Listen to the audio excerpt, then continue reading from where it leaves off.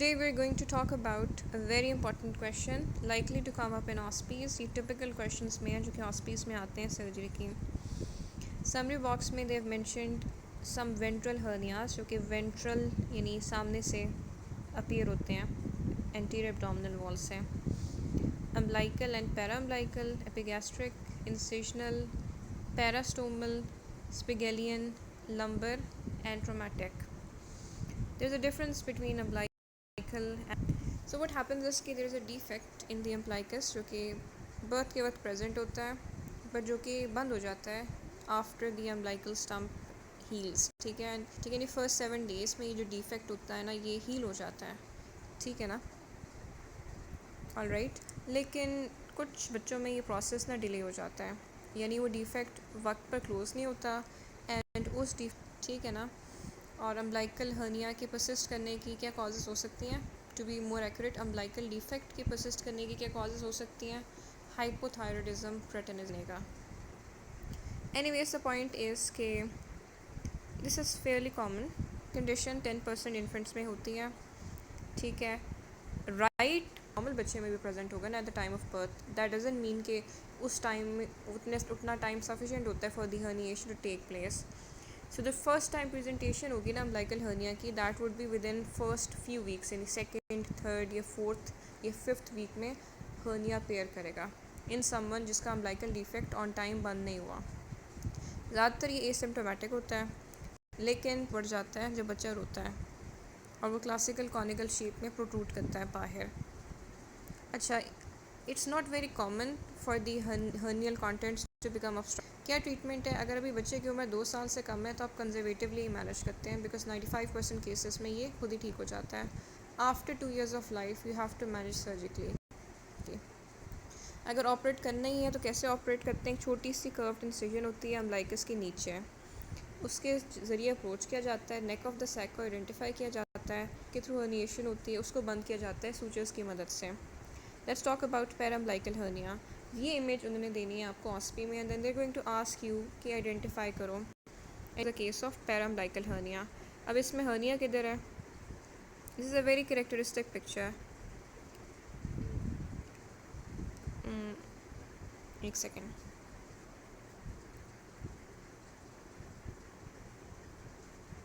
ये जो है ना ये हर्निया जिसकी वजह से जो अम्बलाइकस है ना has assumed a characteristic crescent shape. ये जो क्रेसेंट शेप चीज़ है ना ये एक्चुअली अम्बलाइकल डिफेक्ट है बिकॉज हर्निया ने पुश कर दिया है और डिस्टॉर्ट कर दिया अम्बलाइकस की शेप को. सो मैंने आपको इसलिए एक्सप्लेन किया बिकॉज आइडेंटिफिकेशन तक तो काम चल जाता है but if you don't really understand what you are seeing तो अगर फॉर एग्जांपल केस आपको लॉन्ग केस मिल जाता है अम्बलाइकल हर्निया का तो आप तो कंफ्यूज ही हो जाएंगे. आपको समझ ही नहीं आएगा कि मैंने क्या चीज़ प्रेजेंट करनी है. Anyways one second. ठीक है. अब ये किन लोगों में कॉमन होता है. फीमेल्स में कॉमन होता है. मल्टी पेरिस फीमेल्स में कॉमन होता है विद मल्टीपल प्रेगनेंसीज जिसकी वजह से स्ट्रेचिंग होती है लीनिया एल्बा की एंड ओवर टाइम थिनिंग होती है और वीकनिंग होती है लीनिया एल्बा की. जैसे कि डायरेक्ट इन्ग्वाइनल हर्निया कॉमन होता है ना एल्डरली मेल्स में बिकॉज एज के साथ साथ जैसे कि टेस्टोस्टेरोन कम होता है तो जो मसल एब्डोमिनल मसल्स होते हैं वो वीक हो जाते हैं and that predisposes to direct inguinal hernia. इसी तरह जो मल्टी पेरिस फीमेल्स होती हैं ना विद मल्टीपल प्रेगनेंसीज तो ओवर टाइम उनका जो linea alba and they are the ones more likely to develop umbilical hernia. इसके अलावा ओबीस फीमेल्स में भी it is quite common. So risk factors में प्रेगनेंसी है, ओबेसिटी है, सिरोसिस है बिकॉज सिरोसिस में एसाइटिस का तो एसाइटिस जहन में आती है बिकॉज लिटरली जब हम एसाइटिस को क्लासीफाई कर रहे होते हैं तो हम सिरोटिक और नॉन सिरोटिक एसाइटिस में क्लासीफाई करते हैं. ठीक है. सो ऑफन टाइम्स ये जो डिफेक्ट होता है ना जिसके थ्रू पैराम्बलाइकल हर्निया बनता है from the either from above और फ्रॉम द साइड. ठीक है. सो मोस्ट कॉमन साइड क्या है. अबव और immediately above the true umbilicus. ठीक है. अच्छा, जो डिफेक्ट होता है ना जिसके थ्रू ये हर्निया निकलता है आपको डिफेक्ट नज़र नहीं आ रहा है इस इमेज में because right now the hernia is not reduced. जब आप रिड्यूस करते हैं तो तब आपको अगर आपने उसको सक्सेसफुली रिड्यूस किया या पेशेंट ने खुद कर दिया. अब जो डिफेक्ट होता है ना वो राउंडेड होता है और जो डिफेक्ट को अगर आप पैल्पेट करें ना तो उसके जो मार्जिन होते हैं ना वो वेल डिफाइंड होते हैं. नॉर्मली एक्स्ट्रा पेरिटोनियल फैट होगी यानी कि पेरिटोनियल चीज़ ही नहीं है और मोमेंटम भी हो सकता है विच इज़ इंट्रा पेरिटोनियल. जो बड़ा हर्निया है ना उसमें स्मॉल और लार्ज इंटेस्टाइन भी हो सकती है। इम्पॉर्टेंट बात है वो ये है कि अम्बिलिकल जो हर्निया होता है ना उसमें कैरेक्टरिस्टिकली जो नेक होती है ना हर्निया की वो बहुत नैरो होती है compared to the rest of the sac, even if the sac is very large to the rest of the volume of the sac. इसीलिए umbilical hernias are very likely to get strangulated. ये कुछ बातें होती हैं ना कि हम femoral hernia का कहते हैं कि often times at the time of presentation वो इरिड्यूसिबल होता है और उसमें कफ इम्पल्स भी नेगेटिव होती हैं, बिकॉज जिस साइड से फेमरल हर्निया निकलता है ना which is the side of the femoral canal, उसकी जो मीडियल ठीक है। आप पेशेंट को देखेंगे, a patient presents to you who happens to have a umbilical hernia, तो आपने जीपी भी करना होता है ना, उसमें आप नोट करते हैं आई एग्जामिन्ड ए 40 और 30 who was well oriented in time and space and lying comfortably in bed. She was overweight, ठीक है, and had a normal height for her age and gender. तो आपने कमेंट कर लिया ना उसकी जनरल बॉडी हैबिट पर। This is important because this will have an impact, ठीक है। ये सारी चीज़ें, obesity is to be a risk factor for many things including umbilical herniation और including the risk of any surgical intervention. इसके अलावा जो बल्ज है ना it will typically be to one side of the umbilical depression, ठीक है। हर vitals वर, या फिर आप लिख लेंगे शी वॉज वाइटली स्टेबल, ठीक है। She was neither jaundiced nor pale, cyanosis, no signs of et cetera et cetera et cetera. GP में आपने जो देखना होता है ना, no swelling in front of the neck, ठीक है। ये सारी चीज़ें लिखने के बाद you are going to actually comment on the abdomen. On abdominal examination she had normal तो अब नहीं कहना चाहिए, एग्जाम्पल बिट ओवरवेट, ठीक है। अब distended is generally pathological protuberant can be in a female जो कि overweight. On abdominal examination she had a protuberant. So आपने कमेंट कर लिया नॉर्मल शेप पर, एंड आपने अम्बिलिकल ओपनिंग की सेंट्रलिटी पर भी कमेंट कर लिया, उसकी शेप पर भी कमेंट कर लिया, एंड यू हैव मेंशन्ड कि आपको एक स्वेलिंग नज़र आ रही है, ठीक है ना। और आपने शेप ऑफ द अम्बिलिकस के बारे में भी कमेंट कर लिया, ठीक है। इसके बाद आप हिस्ट्री के पॉइंट्स में आपने पेन का पूछना होता है और इंटरमिटेंट बाउल, ताकि आप हर तरीके से एक टॉपिक को अंडरस्टैंड करें। सो आपने हमेशा अपने आप को इंट्रोड्यूस करना है, मेरा नाम डॉक्टर XYZ है, ठीक है, ठीक है। And you are going to say I exam, वही वाली बात ना, on abdominal examination my patient had a normal, या फिर on abdominal adjacent to the umbilical opening, ठीक है। इसके बाद इंस्पेक्शन में यही होता है ना, आगे लिख सकते हैं